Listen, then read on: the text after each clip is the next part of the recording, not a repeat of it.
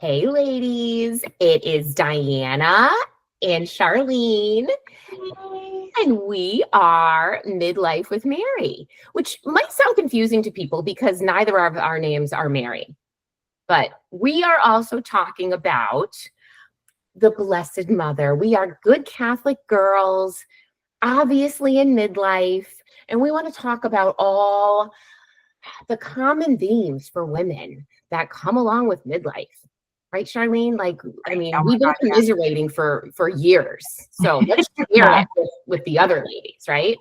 What it's like to be a mom, a woman, coworker, Turning employee, 50. turning 50, sole breadwinner at one point in our lives, all of it, all the things, all the things. And I know today we wanted to focus on empty nesting as a topic because, oh my gosh, Charlene, I was telling you, I have a lot of friends whose kids are just graduating from high school this year. My son graduated from college last year. So like I've been around this rodeo a little bit and know what to expect. You know what to expect. Yeah. So I have been an empty nester for probably about 5 years now. It's a huge life change. You're not only grieving the fact that your child no longer needs you in the most visceral sense of like house, food, all the things, but also the changes that come emotionally with that too, like going out and being independent. I mean, that's an adjustment. It's harder for some moms than others for sure. And I think, to be honest, it's hardest for the moms who are stay-at-home moms. I would say that 100%. Like that's their whole identity for so long. Oh They're God, the caretakers of their children. They're the mother. And once that's that role changes, it's not that it ever goes away. I mean, I remember my grandmother at 85 saying, motherhood is a lifetime sentence. You worry about your kids and you worry about your grandkids. You worry about everybody forever. It never goes away. My heart definitely goes out to the single moms, especially single moms that may or may not, for whatever reason, this is a judgment-free zone, may not have had time, the inclination, or the resources to have outlets while they were being a single mom. So like their kids became their entire world. My heart really goes out to them because being on the other side, it was, working outside of the home, right, was a really good, it was a good distraction. You get to take your mind off of it for a little bit because you actually get to leave. And then when you can't, obviously, trust me, my heart hurt walking in the door and he wasn't there, or like I knew he wasn't coming home for dinner. But yeah, I still keep my son's room, the door to his bedroom closed. And I know, like, it's so funny to me, like a lot of moms will immediately be like, oh, I'm repurposing my kid's bedroom. I'm making it a gym or I'm making it a library. And I'm like, no, I want him to come home and visit and have his comfy bed. What are you talking about? Yeah, your situation's a little differently because your son lives away. He lives away. Yeah. And my son moved out at the time was his girlfriend, now wife, just 2 towns over. So he was never going to be coming home. And in fact, fun point of fact, this space was his bedroom. And it did take me some time. It probably took me, even though we just moved down the street, like 20 minutes. Yep. That's great though. It is great. He still comes over every Tuesday for dinner. I think that makes it more official, Charlene. Like if you have like a more formal standing meeting, because honestly, that's like one of the little tips I want to share with my girlfriends is like have a standing time every week. Yeah. And then also, but like you also have to tell them, like, if you can't meet that meeting, it's okay. Just let me know ahead of time because they need to start valuing your time because you're shifting from a child-adult relationship to an adult. And sometimes, let's be real, our little ones sometimes forget that we're humans too, and our time is valuable, whether we're full-time moms or working moms. But like holding them accountable if they drop the ball and they don't show up in a gentle mom way, saying, hey, are you coming over? Or you said something important. I think setting that expectation. It's so important. Very early, like, when you drop them off at their dorm or their apartment or whatever it is, like establish that routine. I think it's like a great time to establish new traditions. Totally. I'm not gonna lie, I'm guilty of envy sometimes. I really envy those families that have like the really fun beach house or the funds to like plan a huge family vacation to a great place that their kids are excited to go to once a year, because I think travel and having like that fun destination that they can look forward to is really effective in like herding the cats and getting everybody together. You also said something important about like valuing, making sure they value your time. And Sometimes they don't appreciate us until we're not there for them. yeah. And so that first time, for those mamas out there that are dealing with it, I'm going to tell you, it's going to break your heart more than it's going to hurt your kid. I'm speaking Yeah. from experience. It's that first time you say, no, I can't, I'm busy. And Mhm. you are absolutely encouraged to say that to your child. Your Yeah. child is an adult. And if Mhm. they suddenly want to do something Yep. and you have something else planned, give yourself the space and grace to make, if you choose you and your schedule, that's okay. Obviously, as long as the child isn't going through any like serious emotional issues, is not in danger, there isn't a health issue. It's just they were inconsiderate and dropped something in your lap last minute thinking, oh, mom's always there, she'll show up. It is okay. And it's actually quite liberating when you say, thank you for the invite, sweetheart, but it's so last minute. I have something else planned. Even if it's just doing laundry or like, oh, because remember, mom, you're a human being too. You're a woman. You are you were you Yeah. before you became mom. Right. I have a question for you. Okay. Do you think in 2025, in this day and age of technology, it's better or worse in terms of like, I have a lot of friends who've been like tracking their kids on Life 360 since Mhm. forever, since they got their first cell phone, especially like when they started driving, they can see where they Yeah. are at all times. Do you think that gets turned off when they go away and they move out? That's a conversation you need to have with your kid, because I had it with my son. Uh-huh. Um, and because he was a one and only, and he knows I'm a worrier about him. And even though I have the most level-headed child on the You planet, but do. still, I The go ladies like, out there, you don't understand. Like Charlene's son is an old soul, old soul. I think he's gotten drunk his stable entire. life. I think I've gotten drunk more than my son's gotten drunk. Like, let's just put it this Yeah. way. Where I, on the other Let's like hand, get drunk. have a boy bopping around New York City and DJing at nightclubs and doing all the stuff that makes me nervous. And I'm No. his mom, and I'm always going to be nervous, and I do not apologize for that. So Oh yeah, there's no apologizing for being nervous, but at the same time, as moms, for so long, and you're bringing up a good point. And this goes back to what the conversation we're talking about, which is as we move from kid to adult with our adult children, you mhm. need to emote more with your children in terms of expressing why you're feeling what you're feeling or why you're asking what you're asking. If you want them to connect with you as an adult, you have to be vulnerable with them with your feelings. So if you're scared because they're making choices, you need to use a lot of I statements to say, I understand that this is your life and you're living your life, but and you're making the choices that you're choosing, and I want to support you. But some of the choices that you're making are making me really nervous or making me scared or making me upset. Can you help me to understand why you made that choice so I can support you? Saying things like that with your adult children is vital, Yeah. because validating their choices and that you're showing you want to support them, but in order for you to support them, you need to understand them.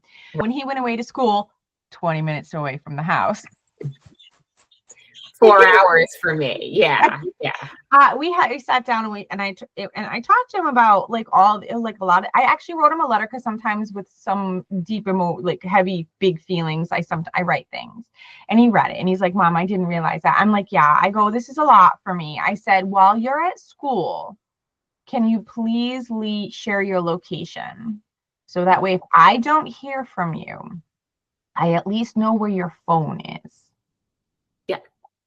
Yeah. And I said, I'm not going to creep on you. I'm not going to follow you every night because this is all about trust. I'm trusting you to go to school Yes. and behave in the manner that you were raised. I Yeah. need you to trust me that I'm not going to creep on you. That's a conversation you have to have with your kid. You have to ask permission once they turn 18, ladies. I did. I went through it with my son. He turned it off. I was worried. Um, it got scary for a while. Then he decided that he was going to like travel the world by himself. Like the day he graduated from college. I was That nervous night. for him when he I was like, oh my God. And I'm like, please, can I have your location? Because it's Not saying is that she's got a peanut of a son. He's not some hulking 6'6" linebacker he's at five all. six, like 130 pounds. Yeah. Yeah. So like he's not beating anybody up. By himself. Yeah. Got a good head on his shoulders. I'm not going to lie. But Yeah. this is where I think I honestly would be a crazy person if I didn't have my faith. Yes. And that's the other part is like, we need to respect boundaries as they become adults. We cannot micromanage and helicopter them because you're going to create a very unhealthy relationship. But you're also going to clip their wings and make them, you're going to lessen their resilience. You're going to lessen their ability to figure out problems on their own. Yeah. The results aren't going to be good if you don't take that step back. Right. But it's also like trusting God with your children. More than you ever have before. I mean, I pray. You got to really lean in. You got to lean into your faith. You got to lean into, this is where praying to Mary really helped me. Oh my goodness. Leaning in and saying the rosary. For me, saying the rosary was always helpful. But I like saying the rosary. I find it very meditative, but I know it's a lot. You're talking 20 minutes or sometimes longer to say the rosary, but just saying a quick Hail Mary or a couple of Hail Marys when you're feeling super anxious about the situation. You know what? I got to give credit. My brother, we saw my brother-in-law yesterday. It was his birthday. And he was, my sister-in-law was telling him as people were wishing him happy birthday, like on Facebook and Instagram or whatever. And he said, oh yeah, Laura has to tell me because I removed all the social apps from my phone.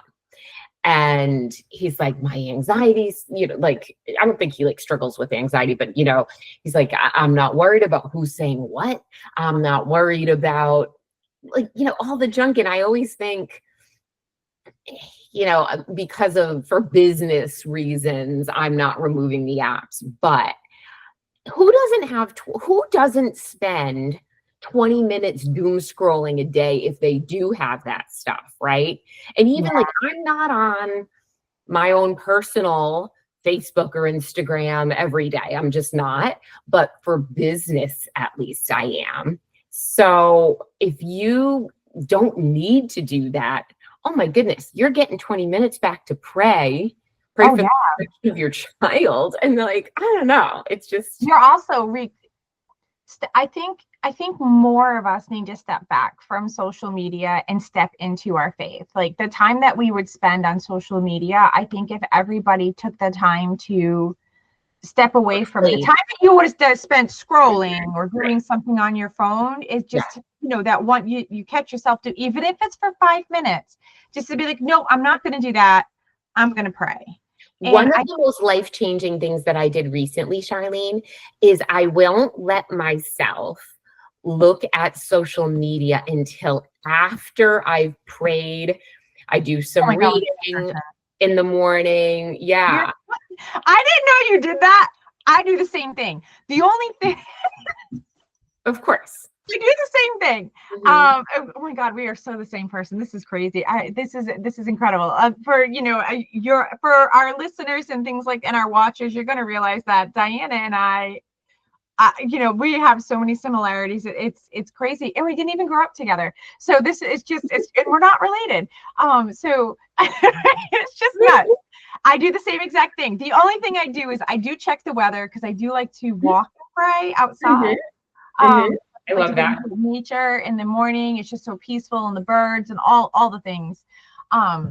Mhm. That's what I like to do. So I do check that. But and lately, let's be honest, with some of the things that have been happening in the world, I do check local news to see Like, are we under attack?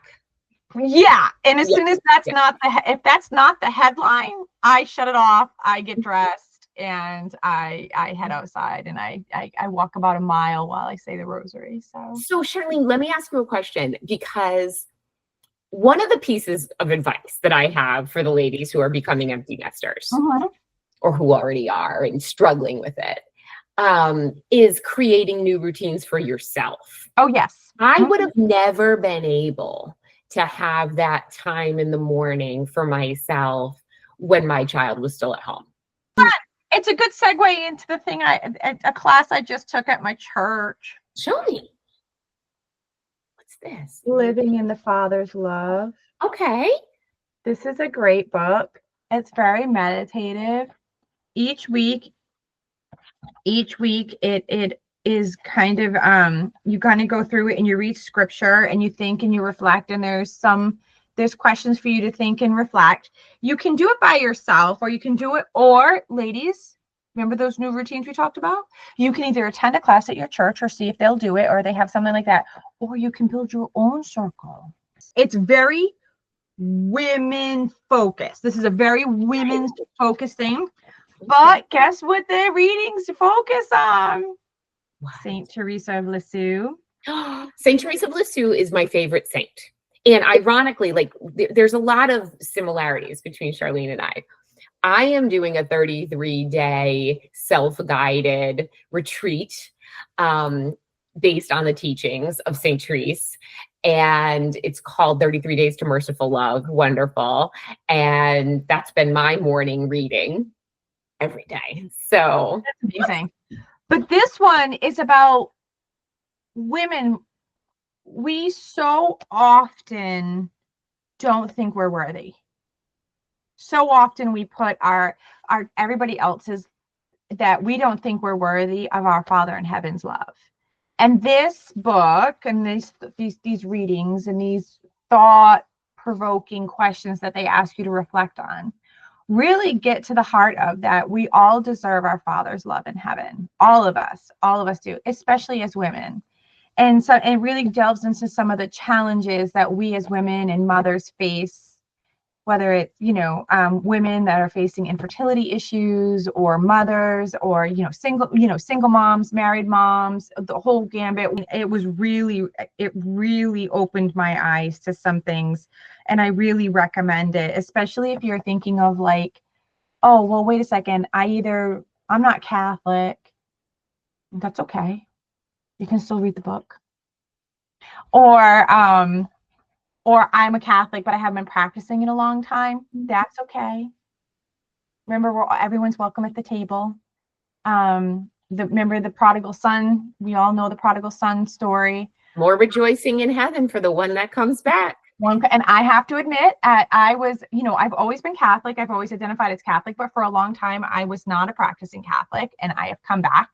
And oh my God, talk about so many things falling into place. Like Once you came back, God knew what he was doing in my life, because I was divorced when my son I started like 5 years old, let's say 5, 6, they tend to get messy and go on for a little bit. So I'll say 5 years old. And then I was alone for 13 years.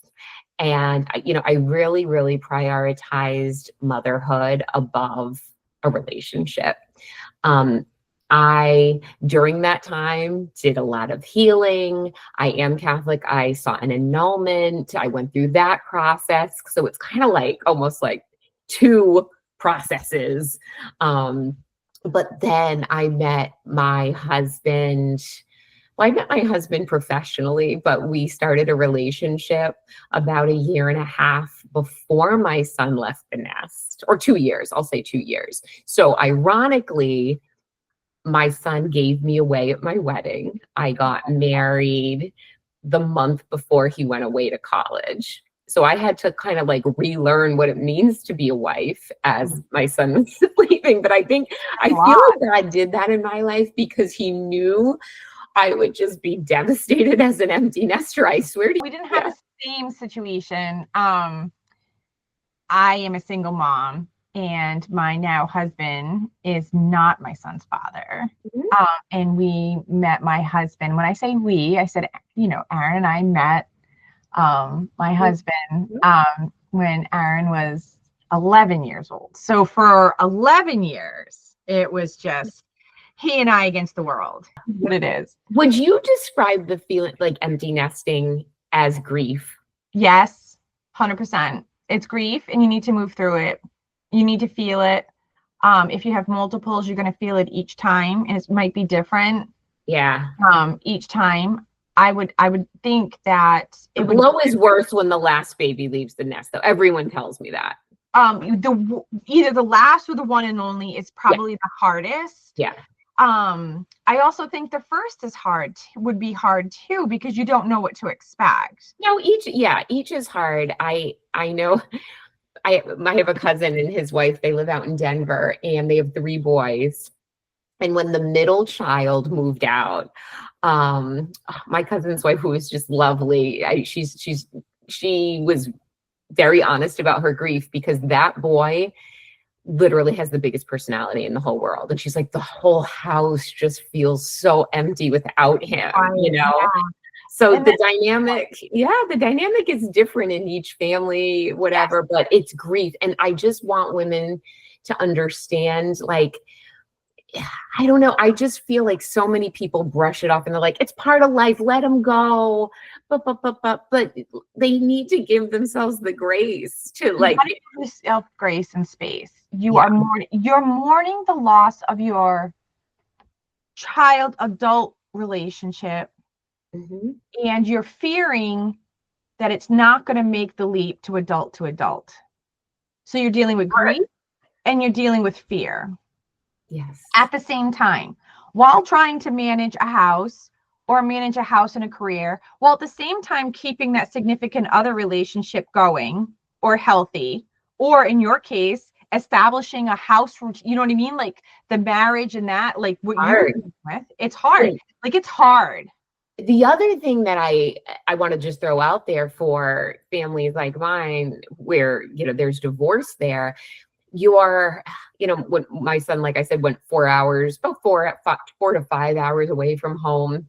So I think when you first send them off, you're like, they'll be home for holidays, they'll be home for breaks, But then you're splitting that very limited amount of time between 2 households. So it feels like nothing. Yeah. And it's never going to be the same. And that's the part of the grief that I think we need to prepare people for, because I don't know. I think that the thought of they're coming home for the holidays or the summers, it softens the blow initially. And then you quickly realize after the first year, like, it's never the same again. Because you're also sharing them with, so even if you're like in your situation, 2 family houses, but at the same time, they want to see their friends that are still in the area too. So you're not only sharing them with another family, in your case, you were sharing him with his friends in the area. And I was just sharing him with his friends in the area as well. So one of the things, how we mentioned, like, you have to establish routine or tradition and reestablish. One of the best things that my son did this, it wasn't me initiating it, was he said, when I come home, he has this like favorite pizza place that he wants pizza from every time he comes home. But he said, I want all of my grandparents to get together to have dinner with me at this pizza place. Sometimes it's at a Portuguese restaurant that he likes too, but like all of my grandparents come together before I go back. I love that. I love that too. So often parents are like helicopter right into the end. And then they go, okay. And the kid's like, I don't know how to do laundry. So so tiny little letting goes for us moms can be things like letting them do their own laundry, having them do laundry, and you can start with towels. Like seriously, have them start just doing towels and showing them how to do laundry, showing, asking them to do, run to the, if they have their driver's license, going to the store to pick up some things at the grocery store so you can make dinner. Then moving on to making dinner, like having them start making dinner a little bit. So that wherever they go, they can at least feed themselves and they're not constantly like, these are all small things, like having them clean a bathroom if you're not already having them do things like that. These are small things that will help you sleep at night, knowing that you have a self-sufficient child. You're right. Like there are a lot of helicopter parents who like never taught their kids to do laundry or cook or any of that. And I'm also giggling because the one thing that I didn't do was monitor my son's cleaning of his bathroom, because I always just cleaned his bathroom. And I know I'm getting like ridiculous. When we moved him out of his college apartment, and he did live with 2 other guys, that bathroom was so disgusting that I nearly puked. Yeah, it's gross. The other thing that blows my mind, and I'm very grateful for, is that my son always worked. He got a job at like 14 and loved working and had always worked. And you do not see a lot of high school kids with jobs anymore. Right. And then when they go to college, it's like, I think it's almost too much, like establishing these new routines and being responsible for their own academics without that little nudge of like, did you write that paper? And learning how to have a job for the first time. And moms, like, you do not want to be sending them spending money throughout college. You are like, not it's time to fly, time to like be a grown up. It really is. You make up a really good point. That's a good one. Like, get your kids a summer job. Oh my God, if they have never worked before this summer when they graduate from high school, please, mothers, make your child get a freaking job. Like, even if it's volunteering, even if it's an unpaid job, they need to go be with people who do not love them. Amen. Don't like them. And then have to tell them you're doing a crappy job. You need to fix it. Like, yeah. It's budgeting, but it's going to help them build self-esteem. Yeah. Teach your kids how to budget. Like, often when they're in college prep programs, they're not teaching these kids how to budget their money or whatever. And that's one of the things that we really leaned on. So since he's our one and only, he was not allowed to have a job during the school year. His job was to in high school was to get good grades.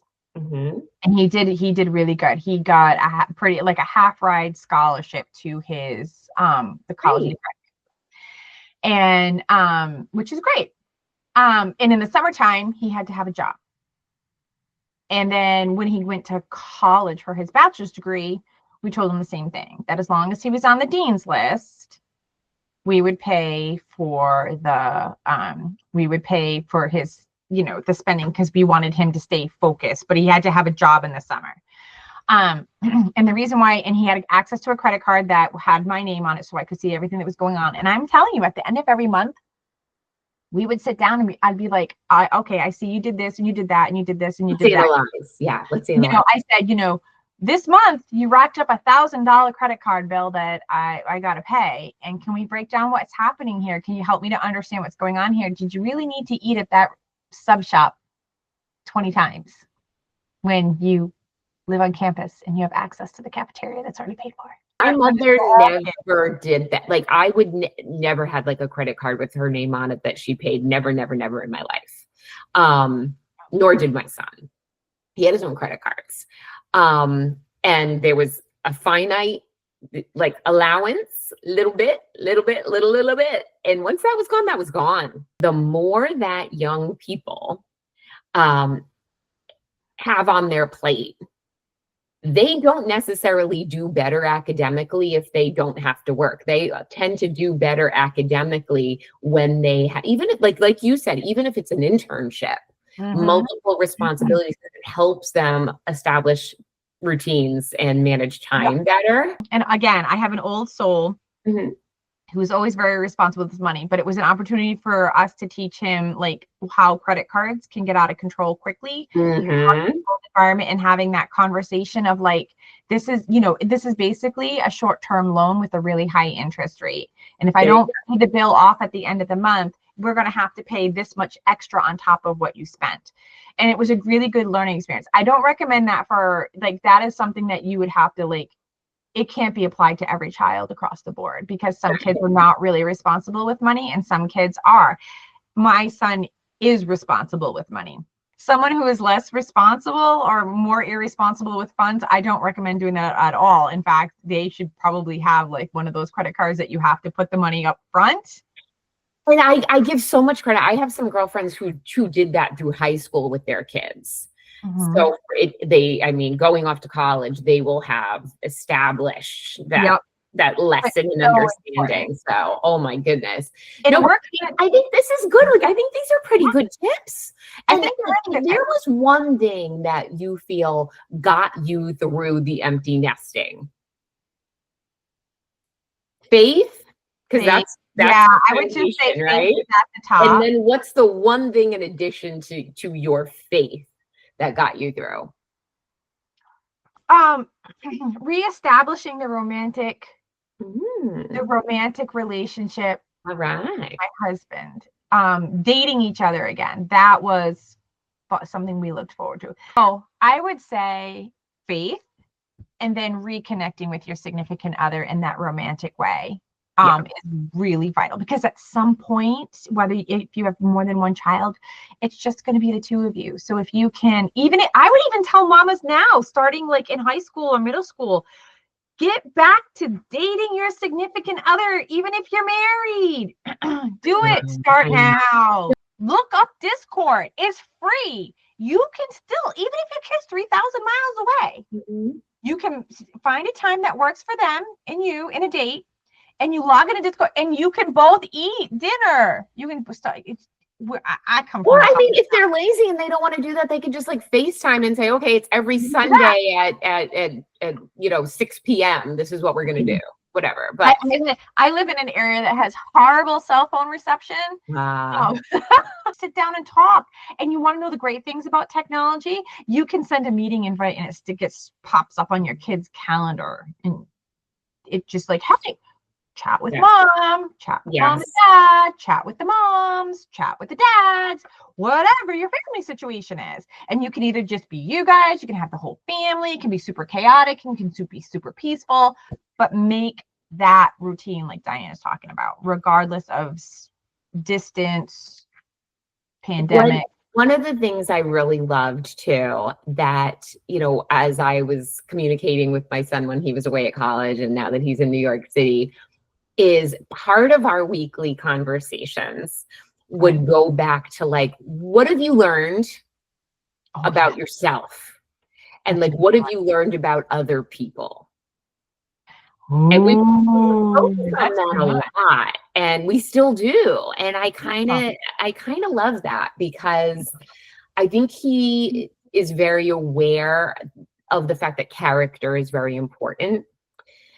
One of the most powerful pieces of scripture to me has always been where Jesus is with his disciples and he asks them, like, who do people say that I am? Right? He asked that rhetorical question to the disciples, and they're like, oh, some people say you're one of the prophets, and some. And then he says, who do you say? He looks at them and says, who do you say that I am? And that's where, St. Peter says, well, you're the Messiah. You're the Son of the living God. And Jesus recognizes that it was divine, that he had that understanding of who he is. But I think for mothers right now, as women, it's so common, if we are mothers, and I mean, some of the ladies here might not be mothers, but that's probably the first thing on our list when people would ask us, oh, tell me about yourself, describe yourself. Like basically when they say like, who are you? I'm a mom. Usually that's the first thing is I'm a mom, I'm a wife. This is what I do professionally. we're in this weird time in life right now where like, yeah, we're moms, but we're moms to adults. We're always going to be their mom, right? But it Mhm. takes on a different meaning. Professionally, we're changing careers right now. That's So it's like it's a little bit of a disruptor when huge. Just we go through this, right? Where like our identity is shifting. Yeah, like who we see ourselves as, how we identify in our womanhood, in our, you know, who we are as people is very important. But the most important is always, who does God see us as, right? So it's yeah. like who we say we are is very important, but who we really truly are is who God sees us, is how God sees us. And also, I'd like to expand on that to say that we as women struggle Hmm. with accepting that, which is why I brought this book, which Yes. helps you to work through Hmm. that you are worthy of our Father in heaven's love, and you are his daughter. You are the daughter of a king. And if we can all put that at the top of our list, Mm-hmm. like when somebody, who are you, Charlene? How do you like, who are you? Tell me Child of about God. yourself. Child of God first. Yeah. So I think that's a perfect book for this conversation. Yeah, it really does help you to wrap your head around the idea that first and foremost, you are a child of God. You are a child of God, and you are a daughter of a king, and you are worthy of love. You're worthy of his love. You are worthy of loving yourself. You are worthy of other people loving you, including your children. But most and first and foremost, you are a child of God and a daughter of a king. I think when you start to reframe everything you're going through the lens of being a child of God, things start to fall into place. Yes. Like you are less stressed because you can give it over to God. You'd be like, okay, no, I know I'm literally sitting in the palm of your hand. You've got a plan for me. I don't know what it is, but I trust in God, and I trust he always wants what's best for me. And his plans are always better than anything I can come up with. I'm just going to roll with it. I'm just going to go with it. And I'm on going the to. really hard, I totally agree. And on the really hard days for people out there who don't have that like relationship in Mm-hmm. that prayer life, and they're grieving this Agreed. like stage of life, a great place to begin is just talking to Mary like she's your bestie and be like, okay, you're a mom that gets it. You went through a lot of pain as a Right. mother. Can we Hello. talk? Talk Right? about empty nest. Yeah. Of all the mothers that have ever existed, holy Exactly. cow. Like, And that we it's can deal funny with it because, all. you know, one of the most misunderstood aspects of Catholicism. We Like don't I worship talk to my Mary. Protestant friends, so what do they say? Oh, you pray to other people. You're only supposed to pray to God. We do not pray to saints and Mary. We ask them for intercession and advocacy. It's literally the same thing as me saying, Charlene, can you pray for me? I'm going through a hard time. It's the Right. same thing. Or can you come over and help me clean up this yard because it's a mess. It's It's the same thing, people. We right. don't worship Mary. But hello, when you're scared, even as an adult woman, and you were going through childbirth, did you want your mom, your physical mom, there while you were spitting out that kid or going through whatever? Hell yeah. Well, guess who is the ultimate mom? Mary. So she's always there to help. So we And don't. that's right. And that's exactly how I came to have the relationship with Mary that I do, is like seeing her in the same way I felt about really like my grandmother, who was just Yeah. like my bestie, and saying, wow, if she loved me that much and was so unselfish and giving in her love, how much more does Mary have as our mother to love us? Yeah. I mean, she gave the ultimate sacrifice. Not only did she say yes to God's plan, talk about leaning in, not having any idea what the The heck was ultimate model of faith. Yeah. right. Two, she let the plan go forward and watched her child. Now, let's be honest. I know he's the son of God, but this is a child that she carried. This is a He child was that still she man. raised to manhood along with Saint Joseph, who doesn't get enough airtime. They raised him, and then they stood to the side and let God's plan move forward. She was at the foot of that cross watching her baby be crucified to save us all. Like, so anything that any of us are going through as moms, we need to like be like, Exactly. ask for her intercession, ask for her help, because she literally saw her child crucified to save humanity. And she trusted in God's plan, knowing full well. And that's why whenever, I'm facing any kind of difficulty or heartache or stress or strife or whatever, I find so much comfort in just saying a quick Hail Mary and asking for her intercession and help in giving me some strength to move through this with God's grace. Yeah, she's the spouse of the Holy Spirit too. So God, so good at bringing comfort to like our broken mama hearts and our anxious mama hearts. Right. It's funny, we were talking about establishing new routines for ourselves in this time in life. One of the things I have literally done since I was like 17 years old as a catechist, teaching religious education. When I came forward to say, I'm happy to teach, I thought, having taught, RCIA, RCIC, like all the, children through adults, that they were going to put me with older kids, because it's usually the older kids that you can't get a lot of volunteers to want to work with, like the middle schoolers and high school kids. So I fully expected that. I was ready for it. I was excited for it. And then they said, oh no, we need somebody to teach first grade.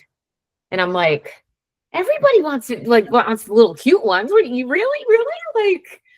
Once second, my pride and ego stepped in, and I was like, I've got some knowledge. Like, I feel like I can manage more than like teaching the Our Father and the Hail Mary and the basics. And then I realized it. It was like months into it. First of all, I adore these children. And I ended up following them from first grade to second grade and getting to see them, do first penance and first communion. My God, my babies, I love them. But I realized that like God put that in my life as an empty nesting mom. And I was like, oh my goodness, now I get it. I love these kids so now much. You have a classroom full of little ones to shepherd. But I always, when I was younger, when I was like a teen and in my 20s and 30s, I always used to kind of look around and be like, why is it that most of the catechists were older? And I didn't get it at that point. Yeah. And then now I'm like, oh, it's because you have like no time when you're raising kids to do to this extra service. Yeah. Or it's either like the older folks or it's like parents who say, okay, well, you know what? I might as well just teach the class. I'm dropping my kid off. I might as well stay and teach. And I remember going to this Halloween party, Charlene, and like, we try to be good people, but we're human and we get a little ticked off sometimes. I'm at this Halloween party and everyone's drinking. And I said like, oh, I'm not really going to drink. I'm like, I have to be up really early tomorrow to teach CCD, like religious ed.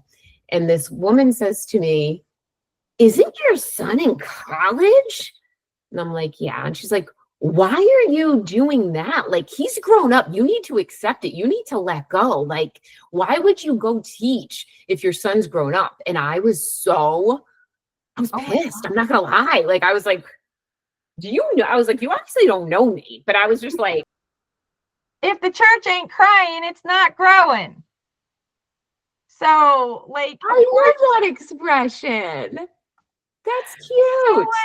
So if we don't educate the littles, they don't become middles, and then they don't become big ones. Like, and they don't come back. They don't start their families and start the cycle again. Like, the pastor that I used to work for used to say, the sweetest sound I can hear in my church is babies crying. Babies crying. Yeah. And it's just like, look, which is why I don't understand why we have a crying room. Like, my chubby little son decided to dive under the pew and go back. Now we're about 5 or 6 pews in from the back. So we were in the back row.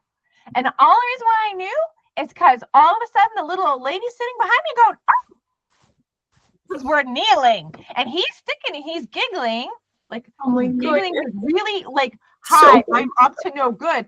And then he starts to do that. And he decides to dive under every single pew to head to the back so we can make a break out of the church. Now, mind you, I am sitting in the middle of this pew. I'm in a dress. Oh my goodness. I have to I have to step over the back of the pew to head for my kid. And then he breaks out of the back of the pew and he starts with his chubby little self running to the exit. And Father is at the altar. He's got the Eucharist up and he's going. Like, so he does this at transubstantiation. Yes, he does. And like everyone's now at this point, I was giggling and like people are helping me over the back because it was the quickest way to go over the back of the pew and step to the next. And they're like partying. And like I'm going and the ushers are laughing and the priest is going. And I'm like, I'm so sorry. And then my chubby little child is going, he's running out the back. Oh my God, I catch him. And you know what I did? He had to stand in the corner. So I had him sit on my lap. I went up to communion, came back. I sat in the back. And then when everyone was leaving, I stuck him in the corner and he had to stand nose and toes to the wall. And as everybody walked by and everyone in masks, of course, knew what was going on. And they're all giggling again. The moral of this story is for the moms that are like, the young moms going through it on the daily, like this is never going to end. It ends. And then the horror stories become funny stories. They become funny stories. I was mortified the next week at church. The pastor did ask me, like he did ask, is he leashed? What are your favorite products right now? So on Saturday, I dragged my husband out to go cherry picking. And I got cherry picking and strawberry picking. I live in a rural environment. And so I was like, let's go do this. And so, and of course I was in a big flowy dress. So I was climbing a ladder and my husband's just like shaking his head, of course. But then I got hot. I hate the heat. I hate the heat. I hate the heat. So I got hot. So while we were in the farm store, I found this beverage. Culture Pop soda. Yeah, it comes in all these amazing flavors. So is it like, go ahead. If I know you, it's like organic and stuff. I don't know. Yes, it's organic. Tell me more. Guess how many calories per can? 5. No, a little more than that. 45. Oh, that's good. So you can totally read the ingredients. Tell me. Carbonated filtered water, organic juice blend from concentrate, white grape, ginger, lemon, natural flavor, citric acid, organic coriander, live probiotics, and organic turmeric. Ooh, all the good stuff. There's no added sugar. That's awesome. Where did they sell this? You found it at a farm? At a farm, Sam, because I got hot. I didn't try this one. We haven't had this one yet. We had the orange mango with lime, I believe it is. Oh, good. So good. And it's not super sweet. So those of you who are watching sugar who have given up sugar, this stuff is great and also has a good probiotic. So for us mamas who are under stress, we have to watch our guts so our immune system stay good. They come in different flavors. I found don't buy it at Whole Paycheck. It's way expensive at Whole Paycheck. I have found it at Market Basket. It's at Walmart. It's at Hannaford. Really? It's at Whole Paycheck. Really? Mm-hmm. They had a wild berry one that you can buy it on Amazon. I just looked it up. Yeah. Wow. We haven't had a bad flavor. I had the orange mango, was really good. They come in 4-packs. I had Market Basket has them for like $2 a can. Walmart has them for I checked it for like $1.88. I'm not sure. I'm telling you, so good. 15% off your first order on the culture. It's drinkculturepop.com. So good. And it's a soda, so it's a little break from drinking water all the time. And this is kind of a funny story. So I'm going all vanity on this one. Oh, that's okay. So, I like those too. I like those. when I was 40, I want to say I was about 40, my aunt, who's my godmother, who I love, pulled me aside one day and said, "You need to start wearing makeup." I never wore makeup, like foundation. Maybe I would like put a BB cream on my face, but I never wore makeup. And at that time, I was a spokesperson. So I was doing like television interviews all the time. And I love the sun, and the brown spots are an issue for me. And my aunt is like the queen of Sephora. And she recommended this foundation to me. And What is it? It's by Christian Dior. It's called Forever Skin Glow by Dior.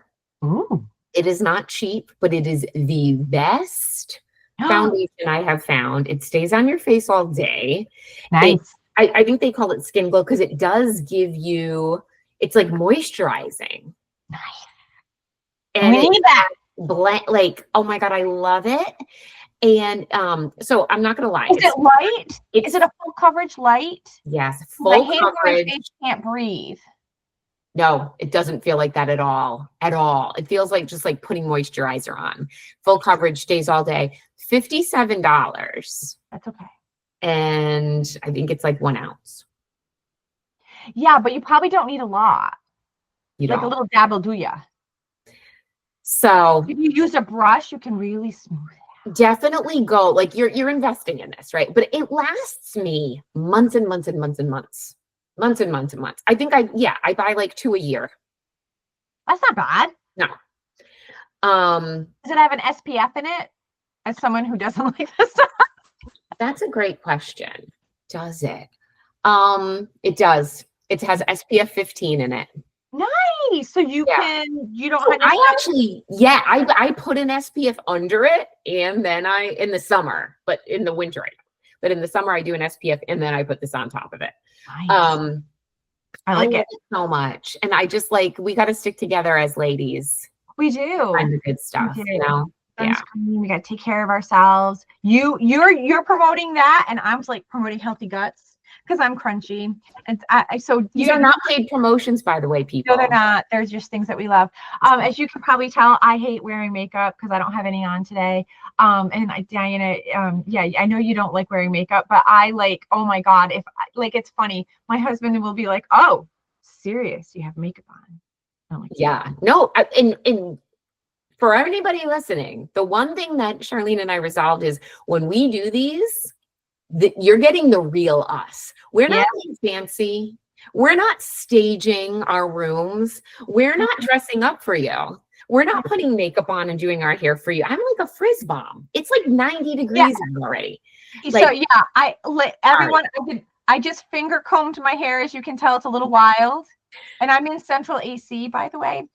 Outside my door, it is 95% humidity, and it is gross. We are here to build community. We are here to share our hearts and what we have learned and talk about it as women 40s to 60s, and who cares beyond. Like the older, the more wisdom.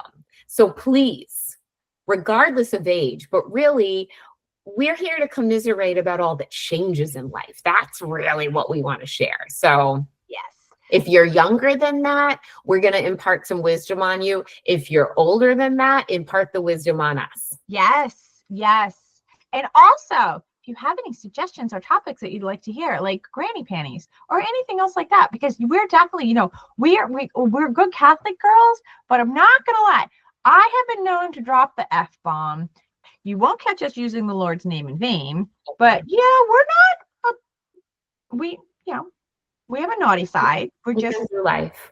We've been through life. We got a few bumps and bruises, and got a few scars that we try to laugh about because they're learning experiences. But we are not holier than thou. We are just two Catholic girls trying to move through with God's grace.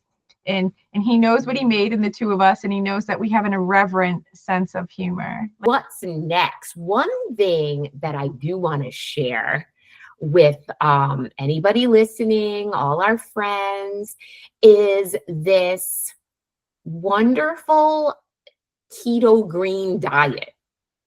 And I'm going to start it next week. I know we always say that I'm going to start next Monday, but I really, really am. And I'm going to document it all, like all the recipes, all this stuff, just to check in. It's written by an amazing doctor. Her name is Annika Becca, and she specializes in women's hormones and basically food as medicine. So It is medicine. I'm going to start it. Why don't I share it? Yes. And we'll see how I do. I'm even going to weigh in for you. Oh, we want to do it together? Sure. I'll send you the book and we'll talk about the book next week. We'll talk about the book. Yeah, because we'll see it and we'll do it together. Because yeah, is your husband going to do it with you, or are you doing it by yourself? I'll invite him to. He doesn't like vegetables. Oh, I'm lucky. So it's a lot. Might eat the vegetables. Yeah. He's just a sugar addict. If any of the women out there have a tip on how to break your husband's sugar addiction, can you let me know?